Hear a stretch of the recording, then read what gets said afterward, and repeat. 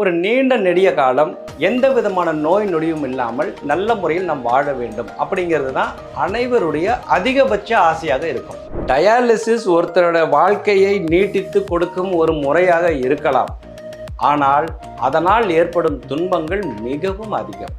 மருத்துவரின் ஆலோசனை இல்லாமல் எடுக்கும் இந்த மாதிரியான வழி மாத்திரைகள் நமது சிறுநீரகங்களுக்கு நாம் கொடுக்கும் விஷம். ஹாய் ஃப்ரெண்ட்ஸ், அனைவருக்கும் இனிமையான முதுமை என்ற ஒற்றை குறிக்கோளுடன் தொடர்ந்து செயல்பட்டு வருவது பூங்காற்று யூடியூப் சேனல். நமது நேயர்களோட அதிகபட்ச கனவு ஆசை என்னவாக இருக்கும் அப்படின்னு கேட்டிங்கன்னா, ஒரு நீண்ட நெடிய காலம் எந்த விதமான நோய் நொடியும் இல்லாமல் நல்ல முறையில் நாம் வாழ வேண்டும் அப்படிங்கிறது தான் அனைவருடைய அதிகபட்ச ஆசையாக இருக்கும். ஆனால் அது நம்ம கையில் இருக்கா? பல்வேறு விதமான வியாதிகள் நம்மளை பாடாய்படுத்தும். அதுவும் டாக்டர் வி.எஸ். நடராஜன் என்ன சொல்லுவாருன்னா, முதுமை நோய்களின் மேய்ச்சல் காடு அப்படின்வார்.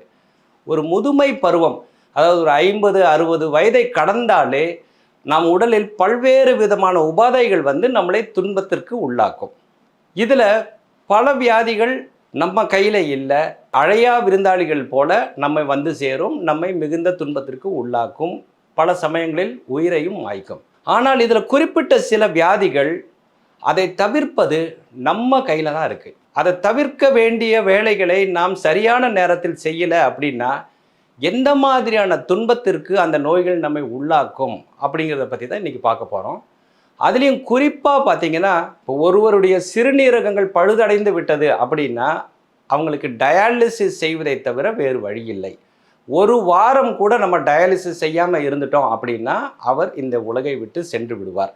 ஸோ அவர் உயிர் வாழ வேண்டும் அப்படின்னா டயாலிசிஸ் செஞ்சிட்டே இருக்கணும். இந்த டயாலிசிஸ்ன்றது ஒரு சாதாரண விஷயம் இல்லை. வாரம் 2 முறை 3 முறை டயாலிசிஸ் செய்து வாழ்வது மிகவும் ஒரு கொடுமையான விஷயம். அதை நம்மில் பலர் அனுபவித்து வருகிறார்கள். இந்த நிலைமை எப்படி ஏற்படுது? டயாலிசிஸ்ன்றது மிகவும் கொடுமையானது. நாம் செய்யும் தவறுகளால் தான் அது வருது அப்படின்னு தெரிஞ்சே இருக்கும் போதும் பலர் அந்த டயாலிசிஸ் என்னும் துன்பத்திற்கு எப்படி உள்ளாகிறார்கள் அப்படின்னு முதல்ல பார்ப்போம். கிட்னி செயலிழப்பிற்கு முக்கியமான காரணங்கள் சர்க்கரை நோய் மற்றும் இரத்த கொதிப்பு அப்படின்றது எல்லாத்துக்குமே தெரியும். பட் அப்படி இருக்கிறவங்க நமது சிறுநீரகங்கள் பழுதடைந்து விடும் அப்படின்னு அவங்க ஏன் நினைக்கிறது இல்லை அப்படின்னா, எந்த வழியுமே இல்லையே, நார்மலாக தானே போய்கிட்டு இருக்கு, எல்லாமே சரியாக இருக்கு போல அப்படின்னு நினச்சிக்கிறது. ஆனால் உடம்பிற்குள் சேதங்கள் அமைதியாக நடந்துக்கிட்டே இருக்கும். நம்ம டாக்டர் வி.எஸ். நடராஜன் கூட சொல்லுவார், you may be sleeping but your disease will not be sleeping. அதாவது இரவு நேரத்தில் நம்ம ஆழ்ந்த தூக்கத்தில் இருப்போம், ஆனால் நமது உடலுக்குள் இருக்கும் வியாதி சுறுசுறுப்பாக இயங்கிக் கொண்டே இருக்கும். குறிப்பாக சிறுநீரகங்கள் எந்த விதமான அறிகுறியும் காட்டாமல் மெதுவாக சேதமடைந்து தனது இயக்கத்தை நிறுத்தி கொள்ளும்.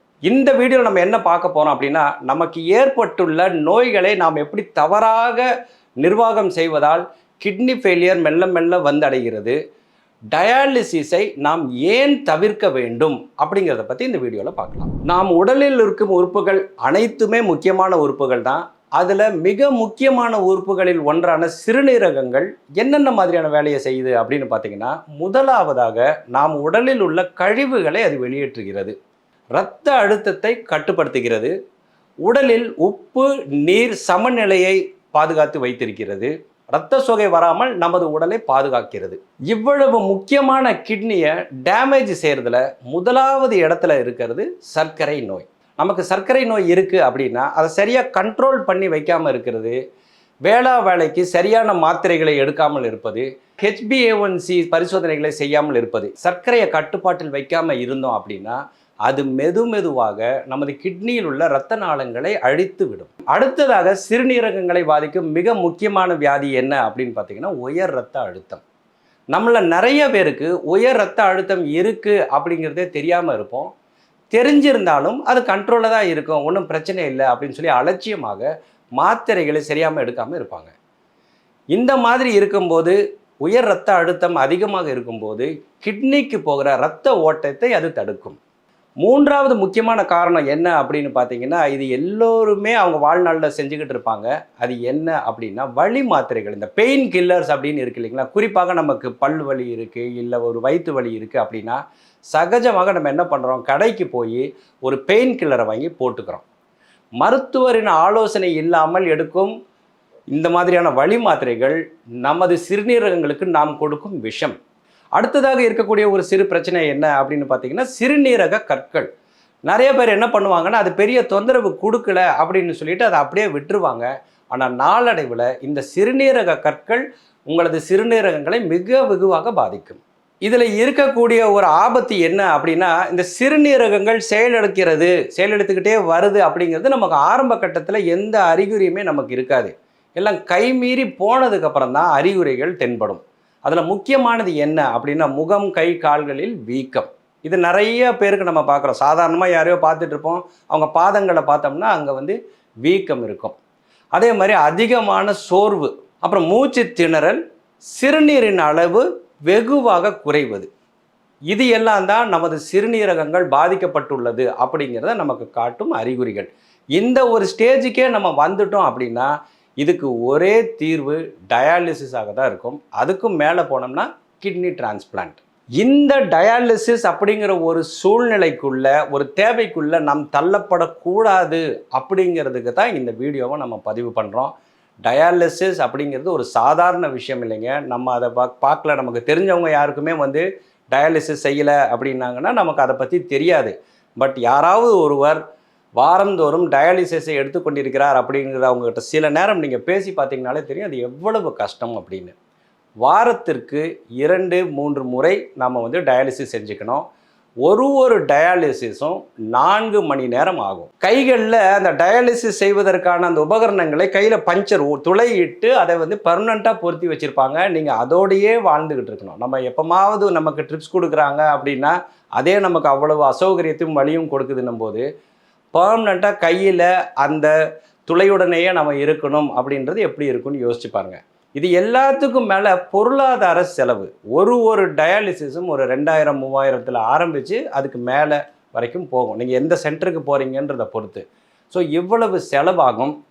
அதோடு சேர்த்து மருந்து மாத்திரைகள், இது எல்லாத்தோடையும் சேர்த்து இந்த டயாலிசிஸ் வந்த நோயாளிகள் கூட இருக்கிறாங்க இல்லையா, அவங்கள பார்த்துக்கிறவங்க துணை இல்லை மகனோ மகளோ, அவங்களுக்கு எவ்வளவு சிரமம் அப்படின்னு பாருங்கள். அவங்களது அன்றாட வாழ்க்கையே இதனால் பாதிக்கப்படும். டயாலிசிஸ் ஒருத்தரோட வாழ்க்கையை நீட்டித்து கொடுக்கும் ஒரு முறையாக இருக்கலாம். ஆனால் அதனால் ஏற்படும் துன்பங்கள் மிகவும் அதிகம். இவ்வளவு பிரச்சனைகளை கொடுக்குற இந்த டயாலிசிஸை நம்ம எப்பாடுபட்டாயிலும் தவிர்க்க வேண்டும். ஏன் இவ்வளவு அழுத்தி இந்த ஒரு பர்டிகுலர் டாபிக் மட்டும் நம்ம எடுத்து பேசுகிறோம் அப்படின்னா, இது முழுமையாக தவிர்க்கப்படக்கூடியது. நமக்கு இந்த இரத்த அழுத்தம், சர்க்கரை நோய், இந்த மாதிரியான வியாதிகள் எப்போ நமக்கு ஆன்செட் ஆகுதோ அப்போ நம்ம என்ன பண்ணுறோம், ரொம்ப சுலபமாக டாக்டர்கிட்ட போகிறோம்.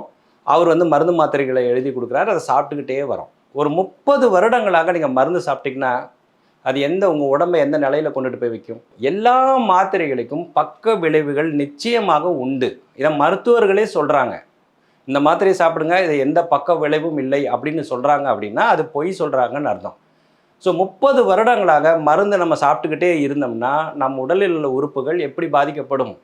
அப்போ டயாலிசிஸ் போன்ற பிரச்சனைகளுக்கு நாம் ஆட்பட்டு தான் ஆக வேண்டும். அதனால் நம்ம என்ன பண்ணணும் அப்படின்னா, நமது உடல்நிலை நன்றாக இருக்கும்போதே, வியாதி முற்றாத போதே அந்த வியாதிகளை நாம் கட்டுக்குள் கொண்டு வர வேண்டும். சர்க்கரை நோயாக இருக்கட்டும் அல்லது இரத்த அழுத்தமாக இருக்கட்டும், இதையெல்லாம் நம்ம நன்றாக கட்டுப்பாட்டுக்குள் கொண்டு வர முடியும். அதற்கான தகவல்கள் எல்லா பக்கமும் இருக்குது. நீங்கள் தான் மனசு வைக்கணும். அடுத்ததாக நிறைய பேர் செய்கிற ஒரு மிகப்பெரிய தவறு என்ன அப்படின்னா, இந்த வலி மாத்திரைகள். என்ன ஒன்று வந்தாலும் உடனே பெயின் கில்லர்ஸ் எடுக்கிறது, தெரிஞ்சே பண்ணுறது. நான் ஆரம்பத்தில் சொன்னேன் இல்லைங்களா, பெயின் கில்லர்ஸ் உங்களது சிறுநீரகங்களுக்கு நீங்கள் கொடுக்கும் விஷம். அதை நீங்கள் தவிர்க்க வேண்டும். எல்லாத்துக்கும் மேலே உணவு கட்டுப்பாடு மற்றும் லைஃப் ஸ்டைல், வாழ்க்கை முறை, இதையெல்லாம் மாற்றினாலே இந்த டயாலிசிஸ் அப்படிங்கிற ஒரு கொடுமையான ஒரு விஷயத்துக்குள்ளே நம்ம போகாமல் தவிர்க்க முடியும். இறுதியாக நான் சொல்ல விரும்புறது என்ன அப்படின்னு கேட்டிங்கன்னா, கிட்னி ஃபெயிலியர், சிறுநீரக செயல் இழப்பு அப்படின்றது ஒரே நாளில் திடீர்னு வர்றதில்லை. பல ஆண்டுகளாக நமது உடல்நிலையை அப்யூஸ் செய்வதால் வருவது தான் கிட்னி ஃபெயிலியர். இன்றே நமது உடல்நிலையை நமக்கு உள்ள இந்த சர்க்கரை மற்றும் இரத்த கொதிப்பு போன்ற வியாதிகளை நன்றாக பார்த்துட்டோம்னா வருங்காலத்தில் இந்த டயாலிசிஸ் போன்ற துன்பங்களை நாம் அனுபவிக்காமல் நம்மை நாமே பாதுகாத்து கொள்ள முடியும். உங்கள் உடம்பு சொல்கிறத கேளுங்க, மருத்துவர் சொல்வதை தவறாமல் கடைபிடியுங்கள். டயாலிசிஸ் என்ற கொடுமையிலிருந்து உங்களை நீங்களே பாதுகாத்து கொள்ளுங்கள். இரத்த கொதிப்பு மற்றும் சர்க்கரை வியாதியுடன் இருக்கும் உங்களது நண்பர்கள் மற்றும் உறவினர்களுடன் இந்த வீடியோவை தவறாமல் ஷேர் செய்யுங்கள். அவர்களுக்கு இது ஒரு எச்சரிக்கை மணியாகவும் வருங்கால நலவாழ்விற்கு ஒரு வழிகாட்டியாகவும் இருக்கும் என்று நாங்கள் நம்புகிறோம். அனைவருக்கும் இனிமையான முதுமை என்ற ஒற்றை குறிக்கோளுடன் தொடர்ந்து செயல்பட்டு வரும் பூங்காற்று யூடியூப் சேனலை உடனே சப்ஸ்கிரைப் செய்து இந்த சேனலை உங்கள் நண்பர்களுடன் பகிர்ந்து எங்களுக்கு உங்களது நல்ல ஆதரவினை தாருங்கள். பூங்காற்று, இது நாளைய நல்வாழ்விற்கான வழிகாட்டு.